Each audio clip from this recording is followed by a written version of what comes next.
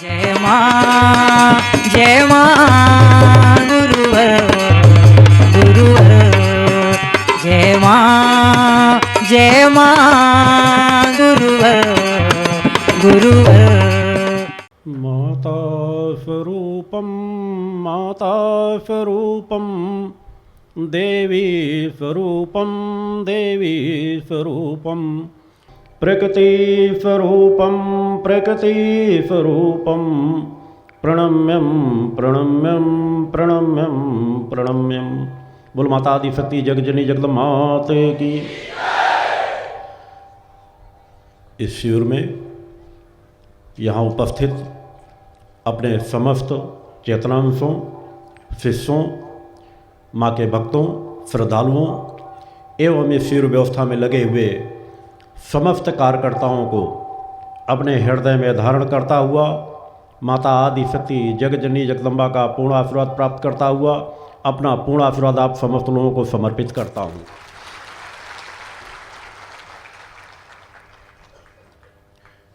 इस नशा मुक्ति महाशंखनाद शिविर में कल से आज तक आप लोगों ने मन को एकाग्र कर उस परम सत्ता मातेश्वरी का स्मरण चिंतन किया। कल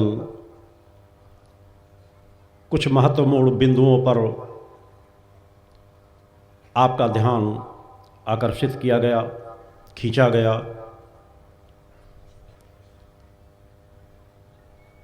हम आप सभी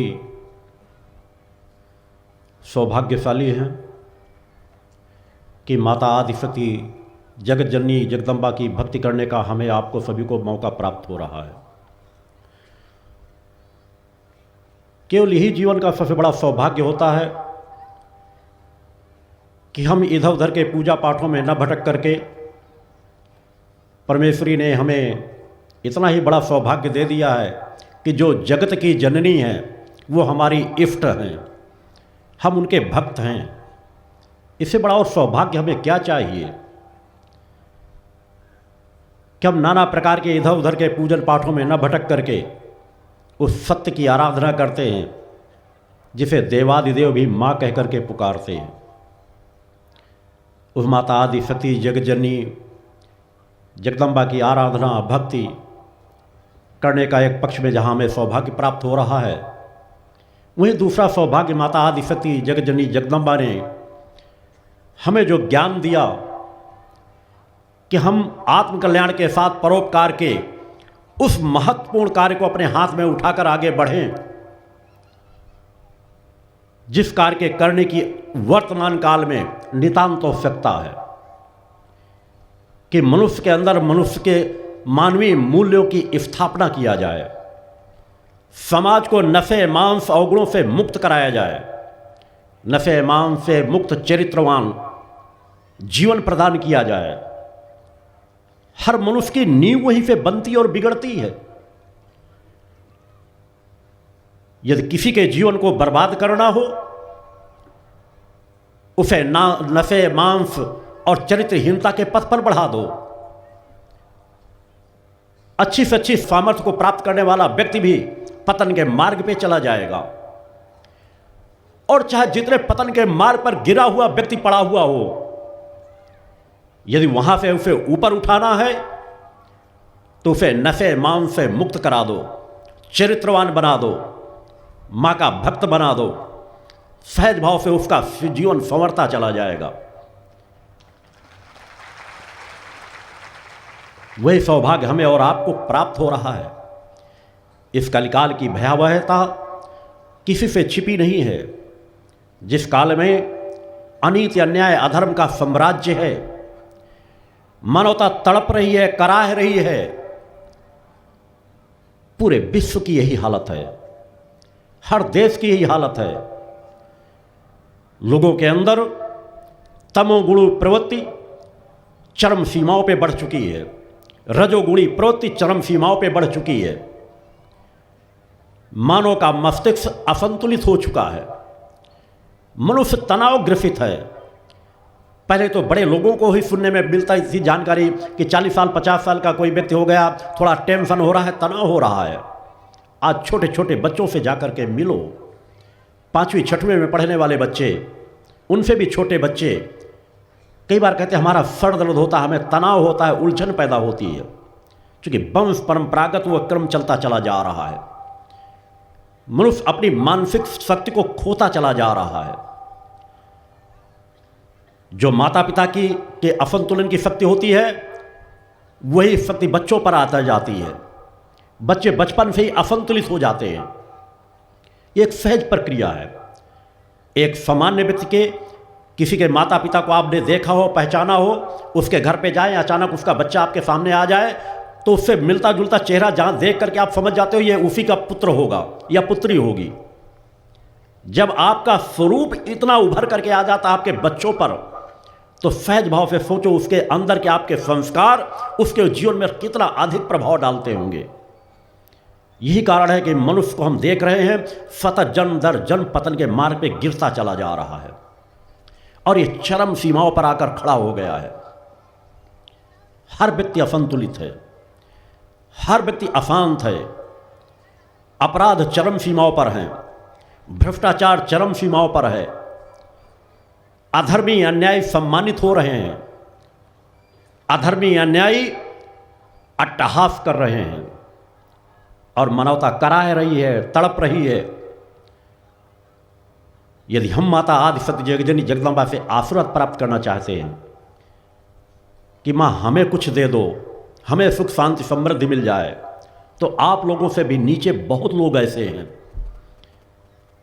जो एक एक समय के लिए भोजन के लिए मोहताज हैं, अपने बच्चों की फीस नहीं जमा कर पाते, अपने बच्चों को 2 समय का भोजन नहीं दे पाते, अपने रहने की एक झोपड़ी नहीं बना पाते। जरा उन परिवारों से सोच करके देखो कि जिन परिवारों का एक कमरे का ही कच्चा मकान बना हुआ हो और उसकी भी दीवारें गिरने लग जाती हैं, उनके पास इतना भी पैसा नहीं होता कि वह दीवार को सही बना सके। किस वेदना से गुजरता होगा परिवार कि बरसात आने वाली है, मैं कहाँ रहूँगा, अपने बच्चों को कहाँ पर रखूँगा।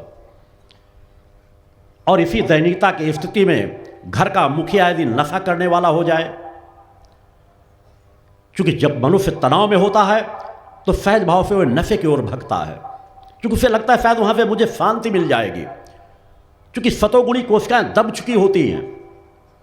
और वो नशे की ओर यदि बढ़ जाता है तो पूरा परिवार बर्बाद हो जाता है। बच्चों का जीवन, उनकी पत्नी का जीवन, बेटियों का जीवन पूरी तरह से बर्बादी के रास्ते में चला जाता है। और नशा तो मनुष्य को अंदर तक खोखला करके रख देता है। बड़ा से बड़ा धनवान व्यक्ति भी यदि नशा करने लग जाता है तो उनके घरों में भी अशांति पैदा होती चली जाती है। मध्यम वर्गीय व्यक्ति भी यदि नशे के क्रम में चला जाता है तो उसके आगे बढ़ने के सभी मार्ग रुक जाते हैं, वह धीरे धीरे करके पतन के मार्ग पे बढ़ता चला जाता है। आज आप किसी को धन दौलत देकर के उतना बड़ा सहयोग नहीं कर सकते हो। इसलिए भक्ति मानव कल्याण संगठन ने सबसे महत्वपूर्ण कार्य को अपने हाथ में लिया कि जिसे कोई संस्थाएं नहीं करना चाहती थी। ऊपरी दिखावे में भले नारे कोई भी लगा रहे हों, छोटे छोटे संगठन कार्य कर रहे हों, बैनर बड़े बड़े बन रहे हों, मगर पिछले 25 वर्षों से भक्ति मानव कल्याण संगठन, मेरे शिष्यों ने आज पूरे देश के कोने कोने पर जा करके जो अभियान चलाया है, उससे बहुत बड़ा समाज में परिवर्तन आ रहा है।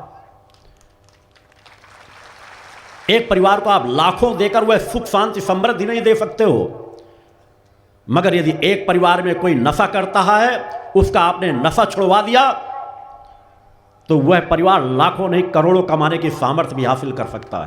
बोलो सत भगवान की जय। उन घरों के नजदीक जाओ। मेरा तो चिंतन हर पल उन्हीं परिवारों से जुड़ा रहता है, मेरे कार्यकर्ताओं का चिंतन जुड़ा रहता है कि जिन परिवारों में एक व्यक्ति नशा करता है उनकी क्या दयनीय स्थिति होती है। और इस परिस्थिति से हम उन्हें उबार कब सकेंगे? जब हम हर पल अपनी महत्वपूर्ण डोर को मजबूती से पकड़ करके थाम करके रखेंगे। हमें माता आदि शक्ति जगत जननी की भक्ति पर इतना अधिक अपने आप को रत रखने की आवश्यकता है कि हमारे आत्मा का जो स्रोत है, चेतना का जो प्रवाह है, वह कभी कमजोर न होने पाए। सदा याद रखो, बाहर भग रहे हो चाहे किसी लक्ष्य को लेकर, परोपकार के लक्ष्य को लेकर भी यदि आप तुम बाहर भग रहे हो और अंदर को संवारोगे नहीं तो कहीं ना कहीं तुम्हारे अंदर ठहराव आ जाएगा, कोई ना कोई पड़ाव ऐसा आएगा कि आपके कार्य करने की क्षमता घटने लग जाएगी। आप अशांत हो सकते हो, तनावग्रसित हो सकते हो, कार्य क्षमता आपकी प्रभावित हो सकती है। अतः पहला लक्ष्य आपका होना चाहिए कि हर पल अपने आप को संवार करके रखो, बाहर से अधिक अपने अंतर मन को संवारो, अपनी बुद्धि को संवारो, अपने मन को संवारो, अपने तन को शुद्ध, सात्विक और पवित्र बना कर रखो। यदि हमें इंसानियत का जीवन जीना है, हम दूसरों के लिए उदाहरण बनना चाहते हैं, तो सबसे पहला प्रारंभ हमारे अपने जीवन से, शरीर से होता है। और शरीर को यदि हम परम सत्ता से जोड़ कर रखना चाहते हैं, जगत जननी से जुड़कर रहना चाहते हैं, तो जगत जननी के जो सहज प्रकृति के विधान हैं, उन विधानों से अपने आप को जोड़कर चलना पड़ेगा, जिससे कहीं ना कहीं समाज कोसों दूर होता जा रहा है। प्रकृति सत्ता का सहज विधान है कि प्रातः सूर्योदय से पहले पशु पक्षी, जीव जंतु, छोटे छोटे भी वे भी चहचहाने लगती हैं पक्षियां, जीव जंतु जग जाते हैं, पशु जग जाते हैं। मगर वर्तमान समय में इंसान उन पशुओं से भी बदतर हो चुका है। जहां से हमारी शुरुआत होती है, सूर्योदय का जो काल होता है, जहां से हमें ऊर्जा, एनर्जी की प्राप्ति होती है, यदि उस समय पर कोई भी मनुष्य सोता रहता है तो उसकी सतोगुणी प्रवृत्ति दबती चली जाती है, रजोगुण और तमोगुणी कोशिकाएं ज्यादा प्रभावक होंगी। हमें प्रारंभ वहां से करना है कि हमें नित्य सूर्योदय से पहले जग जाएं। इन बातों पर गहराई से, चूंकि आप अपने जीवन में लाभ चाहते हो, मां का आशीर्वाद चाहते हो, तो मां के अनुरूप चलो। और उसकी शुरुआत वहीं से होती है कि नित्य प्रातः से हम अपने जीवन का प्रारंभ करें, सूर्योदय से पहले जग जाएं।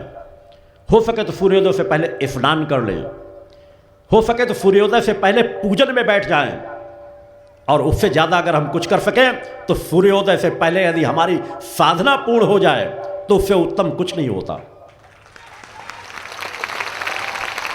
मगर आप गृहस्थ के लोग हो, इतनी अपेक्षा तो मैं आपसे कर ही सकता हूं कि जिस समय मैं आपका गुरु आपके लिए साधना रत रहता है, उस समय आप सो नहीं, कम से कम जग जाओ सूर्योदय के पहले।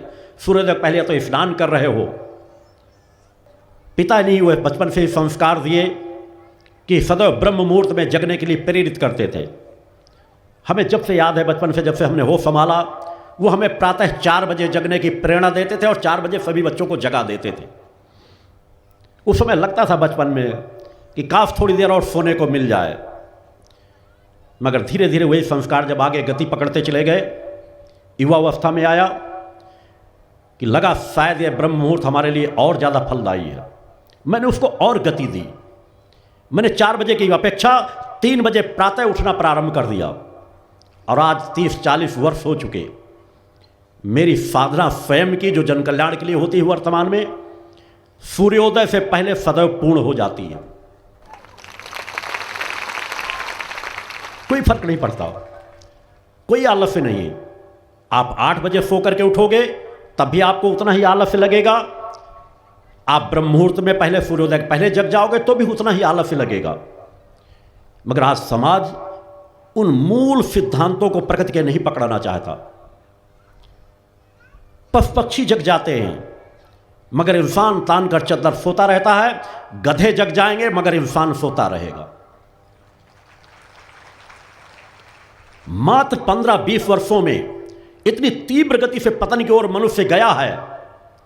और हमें अगर ये कहते, जिस समय से हम कहते हमें आजादी मिली, जिसे हम आजादी कहते हैं, वास्तव में हमने तभी से गुलामी को और गति दे दी। हम गुलाम हो गए जिनसे हमने आजादी पाई थी।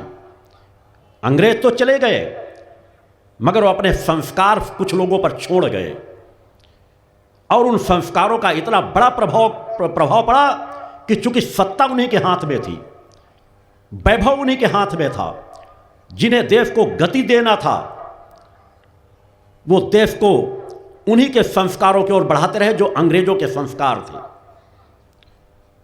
लोगों की प्रवृत्ति धीरे धीरे भटकती गई। आज से 10 साल पहले देख लो, सुबह हर जगह मार्केट की दुकानें 7 बजे खुल जाती थी, अधिक से अधिक होता था 8, साढ़े 8 बजे खुल जाती थी। फिर धीरे धीरे 9 बजने लगे, फिर 10 बजने लगे। अब 11 बजे के पहले तो आप कल्पना ही नहीं कर सकते किसी दुकान से आपको कुछ सामान मिल जाएगा। 11 बजे से उनका दिन प्रारंभ होता है और रात 10-11 बजे तक चलता है। 10-11 बजे तक दुकान बंद करें, फिर घर में जाएंगे, 12-1 बजे तक भोजन करेंगे और तान के चद्दर गधों की तरह सुबह सूर्योदय के बाद तक सोते रहेंगे। इंसान हो, उन ऋषियों मुनियों की परंपराओं को भूल गए, उनकी क्षमताओं को भूल गए, इंसानियत को भूल गए कि हमें कब कहां किस समय का उपयोग करना चाहिए। इतना भी ज्ञान आपके पास नहीं रहा कि हम समय का उपयोग करें, कि जब हमें बिजनेस करना है, व्यवसाय करना है तो दिन में करें। रात्रि हमारी होती है स्मरण करने, चिंतन करने, मनन करने के लिए, विश्राम करने के लिए। ब्रह्म मुहूर्त होता है हमें अपने आप को चेतनावान बनाने के लिए। मगर सब कुछ भटकता चला जा रहा है। जो ऊपर के लोगों ने को देखा आपने, वही नीचे के लोग अनुसरण करने लगे। पैसे वाले राजनेता तो बिकारी मानसिकता के बन ही गए थे आजादी के बाद, जिनके हाथों पर सत्ताएं आई। परंपरा भटकती रही, आज भी वही परंपरा चल रही है। अधिकतर प्रशासनों की मीटिंगें पूरे देश का खाका तैयार कर लीजिए और आंकड़ा ले लीजिए। अत्यंत महत्वपूर्ण मीटिंगें बैठकें 9 बजे रात के बाद प्रारंभ होंगी, आमूल तौर पर 10-11 बजे रात को प्रारंभ होती हैं और 1 बजे 2 बजे रात तक चलती रहती हैं। दिन की सभी चीज़ें, उनसे कोई मतलब नहीं। 9 बजे 10 बजे तक पढ़कर सोते हैं। किसी अधिकारी के पास चले जाओ, वो चाहे जिस क्षेत्र का अधिकारी हो, 9 बजे 10 बजे जाओगे, अभी साहब सो रहे हैं। ये शब्द कहना अनिवार्य है। मेरे शब्द कटु लगते हैं, मैंने बार बार कहा मैं कटु शब्द बोलना पसंद करता हूँ। जिसे बुरा लगे लगे, क्योंकि मुझे समाज को संवारना है। हर घर की यही दुर्दशा है। जिसके घर में संस्कार होंगे उनके घरों में जगते हैं, चाहे अधिकारी हों चाहे कोई भी हों। अनेकों अधिकारियों को मैं जानता हूँ, वो हमेशा सूर्योदय से पहले जगेंगे, पूजा पाठ करेंगे, अन्य क्रमों को पूर्ण करेंगे और उस घर के साथ परिवार के साथ भी कुछ न कुछ समय देंगे। जो व्यक्ति 10-11 बजे सो के जगेगा, वो परिवार के बीच क्या समय देगा? बच्चों के कुसंस्कार वहीं से पैदा होने शुरू हो जाते हैं। माता पिता आते हैं, बेटा और सो जाओ, अपनी भी रजाई उठा करके, ठंड है, तो बच्चे के ऊपर ढक देंगे। बच्चे वहीं से आलसी बन जाते हैं। फिर बड़े होने के बाद लोग कहते हैं बेटे हमारा कहना नहीं मानते। मैंने कहा मैंने सदैव स्वयं का जीवन ऐसा जिया है। मेरी बेटियां सामने बैठी हैं, कभी इनको सूर्योदय के पहले हमेशा इनका स्नान हुआ है। सूर्योदय के बाद मैंने कभी इनको सोने नहीं दिया। कभी साल में 2 साल में कभी 1 आध दिन कभी तकलीफ हुई हो, बीमारी रही हो तो अलग बात है। आरोनी छोटी पूजा अजय जी की बच्ची है, 6 महीने तक केवल मैंने छूट दिया है। 6 महीने के बाद ब्रह्म मुहूर्त में ही उसे स्नान कराया जाता है। ब्रह्म मुहूर्त से वो क्रियाएं सीखती है और उसी तरह क्रमों में रत रहती है। संस्कार हमको बचपन से देना चाहिए। स्वयं में संस्कारवान बनो, अपने बच्चों को भी संस्कारवान बनाओ। देखो तुम्हारा परिवार खुशहाल होने लगेगा। सुख शांति समृद्धि तो चाहते हो, मगर सुख शांति समृद्धि के पात्र कैसे बनोगे? वो जब आप स्वयं को संवारोगे। माँ अगर तुम्हें देना भी चाहेंगी तो कैसे देंगी, किसे देंगी? सतोगुणी प्रवृत्ति को देंगी या तमोगुणी रजोगुणी प्रवृत्ति को देंगी? सतोगुण और के से अलग हटकर रजोगुण और तमोगुण के प्रवृत्ति में हमेशा हो तो ऊर्जा आके आपकी उसी दिशा में कार्य करने लगेगी। जो मैंने कहा कि मन की शक्ति, तन की शक्ति, जो शक्तियां मैंने कल सभी शक्तियां आपको बताई थी, बुद्धि की शक्ति, ये हमेशा निर्मल है, मगर इनका उपयोग हमारी जो तमोगुण रजोगुण में जो कोशिकाएं प्रभाव को के कार्य करने लगती हैं, वह ऊर्जा उसी दिशा में कार्य करने लग जाती है और मनुष्य भटकता हुआ चला जाता है। अतः सर्वप्रथम, चूँकि आज के चिंतन सर्वप्रथम मैं आप लोगों के जीवन को किस तरह आपको जीना है उसके बारे में जानकारी दूंगा। संगठनात्मक चीज़ों के विषय में कुछ महत्वपूर्ण जानकारी दूंगा। धर्म राष्ट्र मानवता के क्षेत्र में जानकारी दूंगा, क्योंकि मेरा लक्ष्य ही रहता है आपको विचारात्मक चिंतन दे सकूं जिसके आपसे आपका जीवन संवर सके, सुधर सके। कहानियाँ किस्सा मैं भी सुनाना चाहता तो रामायण गीता को लेकर बैठ जाता, सुनाता रहता, सुनते रहते आप, और अपने घर में जाते तो खाली के खाली हाथ रहते। अतः सबसे पहले उठना सीखो। दूसरा, सबसे ज़्यादा सजग हो जाओ अपने आहार पर। आहार सबसे महत्वपूर्ण है, इससे हमारा शरीर संचालित होता है। हम जैसा आहार करेंगे वैसे हमारे विचार बनेंगे। आज आहार की तरफ समाज ध्यान नहीं दे रहा और यही कारण है कि तमोगुणी रजोगुणी प्रवृत्ति बढ़ती चली जा रही है। लोग कह रहे हैं मनुष्य बिकारी बनता जा रहा है, अपराधी बनता चला जा रहा है। परिस्थितियां उसको ऐसा बनाती हैं। हम परिस्थितियों को बदल दें सब कुछ बदल जाएगा। अतः सबसे ज़्यादा सजग आहार पे रहो। हम इंसान हैं, जड़ चेतन जीव,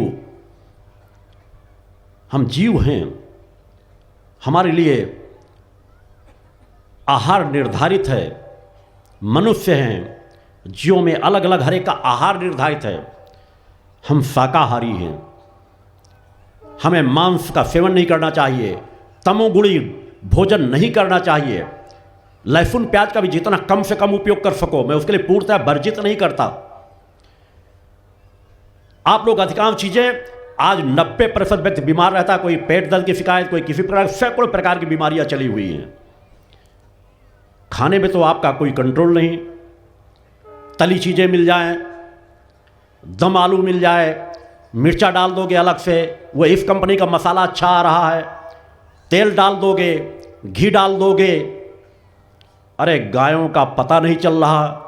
करोड़ों कुंटल घी का ऑर्डर दे दो, आपको 24 घंटे के बाद आपको घी मिल जाएगा। बड़ी बड़ी कंपनियां इतना अधिक प्रचार करती हैं शुद्ध गाय का घी, सब मिलावट का है। आंकलन करके देख लेना। शुद्ध अपने घर में गाय का घी बना लो। अगर आपके पास गाय है, उस घी को निकाल करके रख दो और बाजार से आए हुए घी को निकाल कर रख दो। 1-2 महीने अलग अलग रखा रहने दो। जो बाजार का घी होगा वो महकने लगेगा, उसका कलर बदलने लगेगा। जो घर का शुद्ध घी होगा उसको आप देख लीजिए, उसका एक प्रभाव अलग होगा। आज बाजार में 90% दूध मिलावट का मिल रहा है, चाहे जहां पर भी हो। अभी अजय जी उत्तर प्रदेश गए थे, कौशाम्बी शायद, वहाँ के शिविर में एक बहुत अच्छा भक्त रहा, आया, उनसे मिला कि मैंने बहुत अच्छा घर में प्रसाद बनाया, खोआ तैयार करके, बिना शुगर की, जिसमें शुगर ना हो, मिठाई कम से कम उसमें मैंने शक्कर डाली है, आप इसे ले लीजिए या लेते जाइए, आश्रम में लेते जाइए। मैं बाहर की कभी भी किसी भी मिठाई का उपयोग अपने आश्रम की जो खुद की वहाँ गौशाला है वहाँ से बनी हुई कभी थोड़ा बहुत, मैं चूँकि बहुत ज़्यादा मीठा पसंद ही नहीं करता, कभी कभार थोड़ा बहुत आवश्यकता पड़ी ले लेता हूँ। अगर बाहर की आती है तो उसको देख लेता हूँ। या देवी सर्वभूतेषु शक्तिरूपेण संस्थिता, नमस्तस्यै नमस्तस्यै नमस्तस्यै नमो नमः। पंच ज्योति शक्ति तीर्थ सिद्धाश्रम, मां की कृपा और गुरुदेव की अमृतवाणी का पावन संगम। एक ऐसी पवित्र भूमि जहां मां भगवती की ज्योति हर दिल को रोशन करती है, जहां परमहंस योगीराज श्री शक्तिपुत्र जी महाराज के चरणों में बैठकर हर मन की पुकार सुनी जाती है। पंच ज्योति शक्ति तीर्थ सिद्धाश्रम, जहां हर कदम पर साधना, हर सांस में भक्ति और हर पल में जन कल्याण की सुगंध बिखरती है। आओ इस अलौकिक यात्रा में शामिल हो और देखो कैसे एक आश्रम ने करोड़ों जीवन को बदला। युगवंदनीय धर्म सम्राट, युग चेतना पुरुष सद्गुरुदेव परमहंस योगीराज श्री शक्तिपुत्र जी महाराज के पावन चरणों में कोटि कोटि नमन, वंदन और प्रणाम। उनकी कृपा से एक ऐसी पवित्र स्थली का सृजन हुआ जो तप, योग, ध्यान और साधना का स्वर्णिम केंद्र है। यह है मध्य प्रदेश के शहडोल जिले की ब्योहारी तहसील में बसा पंचज्योति शक्ति तीर्थ सिद्धाश्रम, जिसकी नींव परम पूज्य गुरुवर्श्री ने 23 जनवरी 1997 को रखी। तब से यहाँ मां भगवती की अखंड ज्योति जल रही है और 15 अप्रैल 1997 से श्री दुर्गा चालीसा का अखंड पाठ अनंत काल तक जन जन के कल्याण के लिए गूंज रहा है। हर सुबह और हर शाम जब सूरज की किरणें और चांद की चांदनी सिद्धाश्रम को चूमती हैं, तब परम पूज्य गुरुदेव जी, माता भगवती आदिशक्ति जगत जननी दुर्गा जी सहित सभी देवी देवताओं और सहायक शक्तियों की आरती करते हैं। इस पावन बेला में भक्तों के हृदय मां की भक्ति में डूब जाते हैं। मूल ध्वज साधना मंदिर में भी रोज सुबह शाम होने वाली आरती में भक्तों का समूह उमड़ता है। यहाँ हर मन की पीड़ा मिटती है, हर शरीर को शांति मिलती है और हर आत्मा को सुख, शांति व समृद्धि का आशीर्वाद प्राप्त होता है। परम पूज्य गुरुदेव की कृपा ऐसी कि वे रोज सुबह और शाम भक्तों से निःशुल्क मिलते हैं।